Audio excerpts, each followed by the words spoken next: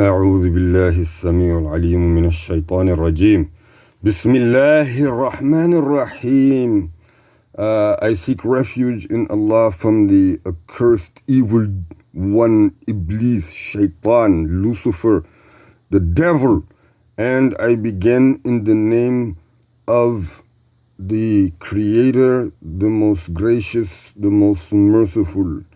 I send salutations upon the Prophet of mercy, the selected one, the mercy of humanity, the one everlastingly worthy of praises.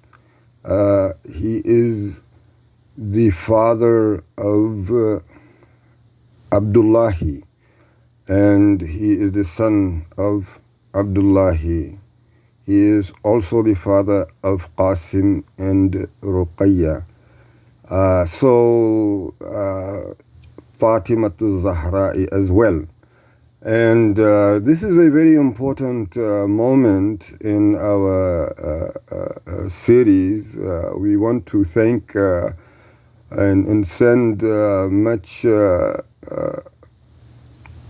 appreciation to those who have understood this message to be a message of peace, a message of harmony, and have permitted with understanding and sincerity to assist the Allied Coalition Operational Quranic Revolutionary Forces in the United States, because really we are calling for unity in entire fair and just system, and we have to be willing to accept and embrace the entirety of truth. We cannot select and decide how we're going to deal. We actually need to accept entirely and understand that our Creator has already decreed. A believer must accept the decree of the Creator. Now, we're going to pick up on page number 99. This is your humble and respectable orator, Muhammad Israel. Of course, we are in the legendary military ideology of the Prophet sallallahu alaihi wasallam, the era of Sayyidina Ali ibn Abi Talib. We just have to really touch on something and want to stress what we said earlier. The fact of the matter is we are now discussing the aftermath of the Battle of the Camel. And it's important to note that this is really where mainstream Shia, okay? When you hear about the Islamic Republic of Iran, they are mainly Shia, and they're not the only Shia state in the Arab world or in the Gulf states. There are other Shia states. So I don't know why just Iran is mentioned and singled out. But anywho, and a lot of our constituents, whether they are in Shia or Sunni, need to come and embrace the reality. I'm going to give one premise. Ali ibn Abi Talib radiallahu anhu aided and assisted the Prophet sallallahu alayhi wasallam from the age of 9, some say 11, and Allah knows best.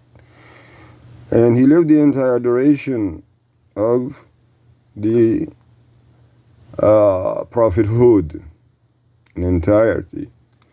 Now, we have to realize, very importantly, first and foremost, once Prophet ﷺ departed, he continued to aid in the way of Allah. He aided, he assisted, he consulted with them, they consulted with him, and so forth. He remained brotherly to them. He never cursed them.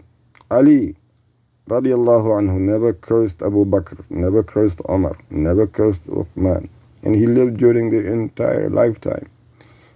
So how do you come about and think it's okay as of now, as of this moment, to do what Ali, and you call yourself following Ali? It doesn't make any sense. So we have to just, that's just one FYI. Secondly, we are in the part of where the author really attempts to drive the point that the virtues of Aisha radiallahu anha does not deserve this type of slander. Now I'm going to have to assert thus far where not only we have to all come to terms about the situation, but we actually have to embrace Allah's decree about the matter. For her to have been the only virgin, she was the only one who had not had any other man. She never had any other man than the Prophet sallallahu alaihi wasallam, despite all of his other wives. So how it is that Muslims today cannot understand that? He was a prophet, you say, okay, but then you want to curse his beloved wife, and it's not correct. So the author again really drives in that point, her virtues. And the fact of the matter, although, because a lot of times Shia will tell us that, all of these ahadith are narrated from Aisha herself, the collectors of these ahadith are renowned and sound. So it's not anyone who narrated or said that Prophet ﷺ said something, that was the end of the story. Or anyone who heard anyone saying, so that was the end of the story. Too many people were there to verify. Too many people, at least two, verified that he said it, or he actually encouraged it. So Bukhari and Muslim are the collectors, and they do not dispute those ahadith in Bukhari and Muslim. When I say they, that is the Shia constitutes. But we're going to go ahead and begin. We just had to make those disclosures, and it's going to be somewhat in depth in that term, and we've already begun. So inshallah we will continue. I feel as if once we are behind the type of rhetoric that has to do with the virtues or the pushback, then we will be onto the battle of Siffin, or close enough. So let's go on. أعوذ بالله من الشيطان الرجيم. So when the Messenger of Allah sallallahu alayhi wasallam was ill, he wanted to be cared for in Aisha's house. He sallallahu alayhi wasallam passed leaning on her chest on the day of her turn. Allah Jalla Jalaluhu caused his saliva to be mixed with hers during his last moments in this world and his first moments in the hereafter, and he was buried in her house. Bukhari narrated with his chain of narration going back to Aisha radiallahu anha that when the Messenger of Allah sallallahu alayhi wasallam was ill, he used to go around to his wives and say, where will I be tomorrow? Because he looked forward to being in Aisha's house. She said, when it was my day, he settled down there. Muslim narrated that she said, the Messenger of Allah sallallahu alayhi wasallam, Allah Jalla Jalaluhu, used to check on and ask, where will I be today? Where will I be tomorrow? Hoping that the turn of Aisha was close. When it was my day, Allah Jalla Jalaluhu took his soul when he was between my neck and my chest. His wives gave him permission to go wherever he wanted, and he remained in Aisha's house, radiallahu anha, until he passed away there. Aisha radiallahu anha said he passed on the day that was my day in my house. Allah Jalla Jalaluhu took his soul when his head was between my neck and my chest, and his saliva was mixed with mine. Then she said, Abdurrahman ibn Abi Bakr came in with a stick which was used for as a natural toothbrush, the Messenger of Allah sallallahu alayhi wasallam took at it.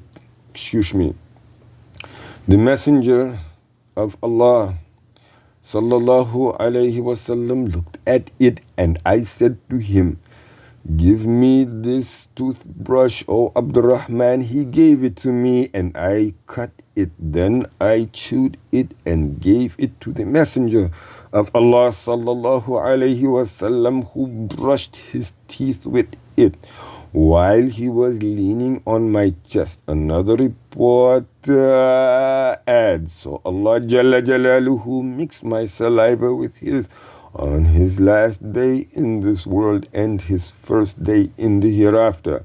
1.7.8. Yeah, mixing saliva, not very popular in U.S. states. In U.S., mixing saliva, very unlikely. There was this is going to go into a story of the recent woman who came out of hospice to go to the funeral home and to wake up. I wonder the ones who realized such even had to give that one CPR. I don't know how they went that far, but may Jalla Jalaluhu reward them for that. With regard to that which was revealed because of her, but for the Ummah in general, it was the ayah that permits the dry earth ablution to be performed when no pure water is available. You know, this is something that, yes, we got through much of so. When the message, so let's go on now to page number 99. Thank you for that correction. At the top of the page. 1.7.7, when the Messenger of Allah sallallahu alayhi wasallam. Okay, my apologies everyone. Okay. We're back on track. 1.7.8. He sallallahu alayhi wasallam told her that she was one of the people of paradise. Al-Hakim narrated with his chain of narration going back to Aisha radiallahu anha that she said, I said, O Messenger of Allah sallallahu alayhi wasallam, who will be your wives in paradise? He said, you will be one of them. She said, I thought that the reason was that he did not marry any other virgin. Very important to marry virgin except me. Bukhari narrated with his chain of narration going back to Al-Qasim ibn Muhammad that when Aisha fell sick, Ibn Abbas came to her and said, O mother of believers, you are going to meet those who went ahead of you. The messenger sallallahu alayhi wasallam of Allah Jalla Jalaluhu and your father Abu Bakrin as-Siddiq. This is indicative of the great virtue of Aisha radiallahu anha, because he confirmed to her that she would enter paradise. He would not have said that on the basis of his own thoughts, so he must have heard it from the Messenger of Allah sallallahu alayhi wasallam. 1.7.9, the superiority of Aisha radiallahu ta'ala anha over other women is like the superiority of tharid over other kinds of food. And we have the index in case anyone is interested. It is 329. If you go to the index, you will discover the meaning, the description there. Bukhari and Muslim narrated with their chain of narration going back to Abdullah ibn Abdurrahman that he heard Anas ibn Malik say, I heard the messenger sallallahu alayhi wasallam of Allah Jalla Jalaluhu say, the superiority of Aisha over other women is like the superiority of the tharir over other kinds of food. And Nawawi said, the scholars said, it means that tharir is better than the broth. And tharir with meat is better than broth without tharir. And the tharir that has no meat is better than broth. What is meant by better is that it is more nutritious, more filling, easier to digest, more enjoyable, and easier to eat. A person may eat his fill of it quickly, and so on. It is better than all kinds of broth and all kinds of food. Superiority of Aisha radiallahu ta'ala anha over other women is great as the superiority of tharir over other kinds of food. This does not clearly state that she is better than Maryam and Asiya. Asiya was the wife of Fir'aun. Very important. That means that there's so many, again, spouses. One is really kind and generous, and the other one is just next to the Iblisi greed and bigotry. So it just shows, and that's why Allah Ta'ala in the Quran, and the surah right before surah of the throne, Tabarak alladhi biyadihi al-mulk, you have the mention or the reference to Asiya. But getting back to it, and it could be, which is the very last sentence, and this is where we're going to end today, so we're going to wrap it up. It could be that what is meant is that she is superior to the women of this ummah. Inshallah, again, we are going to end that one there. We're going to pick up from page number 101. سبحانك اللهم وبحمدك وتبارك اسم ربك وتعالى جدك ولا إله غيرك ولا حول ولا قوة إلا بالله العلي العظيم سبحان ربك رب العزة عما يصفون وسلام على المرسلين والحمد لله رب العالمين.